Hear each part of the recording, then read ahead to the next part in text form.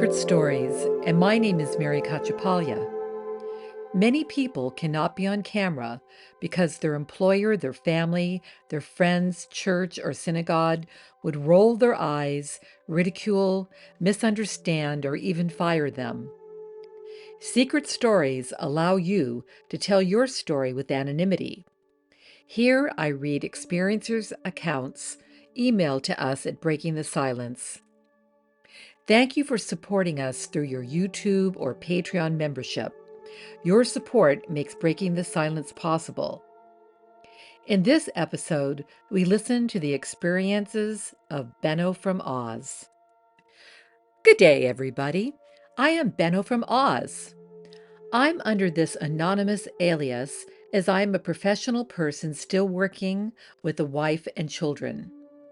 I have enjoyed Steve and Mary's YouTube channel since its conception, and I look forward to the new stories, interviews, and discussions and films every week. With each new story, I have felt an increasing need to connect and respond through the comments, and I guess I feel as though gradually I have become a part of this online community. Consequently, and due to my involvement in a 12-step program over a 25-year period, I believe that it is time for me to share. I need to give back to this community that has helped me by sharing my undisclosed truth. Memory 1. How do I remember this? My first conscious memory that I have is incredibly ludicrous, even to me. I can only speculate that I was in the womb of my mother at the moment before my birth. I recall feeling warm, loved, and protected when I was suddenly confronted with a message in my mind from somewhere to the effect of, "It is now time." I recall immediately responding in my mind, "I don't want to go."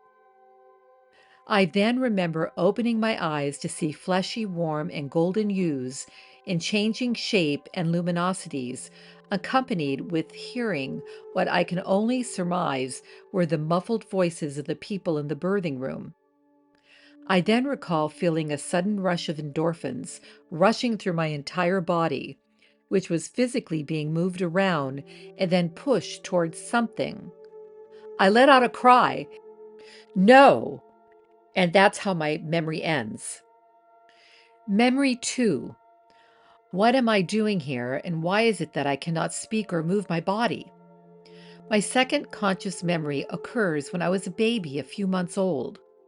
We lived in Smithfield Plains in a housing trust home, akin to the projects, if you like, for U.S. readers, near Elizabeth in South Australia.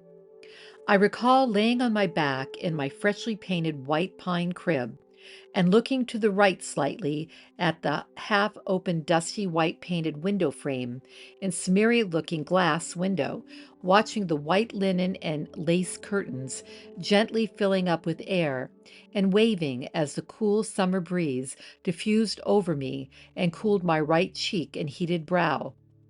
I remember feeling so content. Suddenly, for no reason at all, I began to panic. "I have to get out of here," I thought.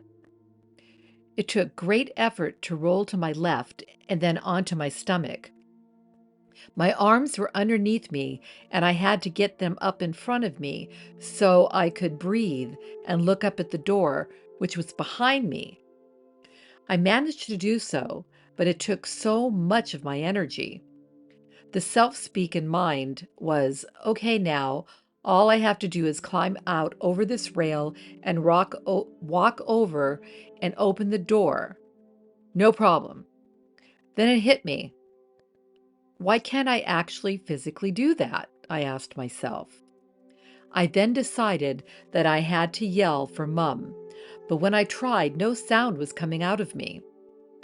I remember feeling totally frustrated and then angry for a moment, which then turned into a deep felt sadness. The sadness built and built, and I then began to verbalize a cry. It seemed like forever, and finally the door opened a crack. That was the end of that memory. Memory 3. The others revealed themselves. My third conscious memory occurs when I was 2.5 years, walking and talking just prior to when my brother was born. At this time, my memory and schema included snippets of imagery of my local environment, my family members' faces and voices, my room, the brown and orange tiled coffee table in our lounge room in front of the TV that always reminded my head that it was there, the electric bar heater I was not meant to put my little icy feet next to, or you'll get chilblains, Mom would warn me. I recall Mom moving around the kitchen, flooded from the small square window to her left with beams of harsh Australian light enveloping her, the gray green gum trees with the ozone protected sky blue skies outside, and characters cited perhaps from Saturday morning and weekday cartoons, or the little golden book, children's reader books my parents would read with me. The nasty multiplying three-corner jacks outside that prevented my exploring the front and backyards. And finally, the sound of Murray magpies excitedly talking, scheming and planning their day ahead together at the gradual break of dawn. I was physically a small child for my chronological age, and it was about this time I began to show all of the signs of being a chronic asthmatic. It was if I was allergic to this world. Mom and Dad always fed me well, and on this particular day, they put me to bed early one afternoon when it was still daylight. It must have been summer and daylight savings time. They always closed the door to my room, and I recall even though I was running around at the time, I was still too short to grab and turn the doorknob. I could just touch it with the ends of my chubby little fingers. I remember I was not very tired and saw the light fading when I decided I'd better lay back down in my bed and go to sleep. I tossed and turned, but eventually I fell asleep. When I woke up, it was later and very dark in my room. I could just hear the TV going on in the lounge room, so I figured that my parents were still awake. I did not want to get into trouble, so I tried to go back to bed again. Alas, no matter how hard I tried, I just could not relax and go to sleep. I stared forever at the golden line of light that pierced through the left side of the door and door frame. Laying there, I decided in my mind, bugger this. I leapt out of bed and ran to the door as I was scared of the dark, as most young children are. And I proceeded to yell, Mom, Dad, over and over. Nobody responded. I banged my clenched fist several times on the door, but nobody heard me. I began to sob, hunched up so closely to the door, light seeping through the gap of the door and door frame. I was getting exhausted and closed my eyes for a bit. I gradually opened my sleepy man-encrusted eyes and yawned. I must have dozed off, I thought. I stood up. As my eyes began to attempt to focus in the dark, these shadowy shapes of little children seemed to be all around me. The shadow children appeared to flicker and wave and float around. Then one got larger. He must have come closer. This child was about my age and size, I thought at the time, and he was wearing a dark brown black cloak, but would not look straight at me. I remembered saying something to the effect of, "Hello, what are you doing here? What is your name?" The figure turned to face me directly with no verbal response that I can recall, and to my surprise and amazement, it looked like no child I had ever seen. Shocked in my mind, I thought, he's not a kid, he's a little vampire. At this age, 2.5, in 1978, I had no frame of reference with regards to gray aliens. The only characters I'd ever seen were in cartoons on the TV, such as Scooby-Doo. I remember watching Jerry Lewis, the Nutty Professor, a couple of weeks or so before at my Nana's house after the weekly Sunday lamb roast lunch. which I recall was scary to me at the time, but I had never ever felt fear before like I did in that terrifying moment. I reacted with a soundless scream. The little vampire had pale, creamy brown, oily skin with black, squinty, piercing eyes and a small, wrinkly slit for a mouth. No fangs, of course. He was awfully ugly. There were others around me now, standing up close to me, locking eyes with the little vampire. I felt as if I could not look away. He was just staring at me. In my periphery, some appeared to be moving around the room. I can't be sure exactly, but it appeared that there were somewhere between 3 to 4 small figures in my room. "Go away," I yelled at them. "Go away." They continued to just stare at me. It felt like an eternity at that time, but eventually my fear and anger faded in intensity. The next thing I know, they encircled me and were gently placing their hands on me. I began to gradually feel calmer. Somehow, together, we moved across the room, and it sounds crazy when I say this, but we seemed to move up through the closed window and wall itself into the blue-black night sky outside. It was as if my room was a projected image that I could just pass through. I just don't get how this was even possible. I recall thinking, "Oh, look at that big blurry star," and I blacked out. My next conscious memory was of feeling very cold. I only had a pair of flannelette overalls on, as it was summer, I believe. Oh, and of course, a nappy. Shivering and walking, I felt that I was being guided by 2 of the little hooded vampires along a winding, foggy, misty hallway or tunnel.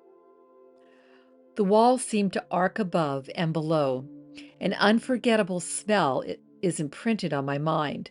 I recall only now what I'd call an ozone-like smell, but it was also strangely sweet, like the scent of a rose.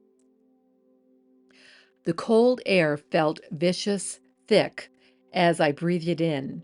As I was breathing out, my breath just hung in the air.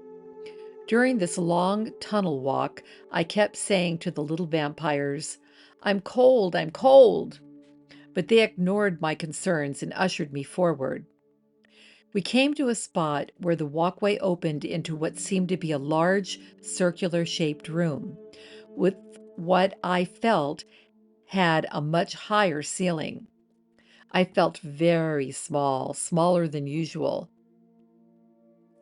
There was bright whitish light with light blue edges emanating from the center of the room.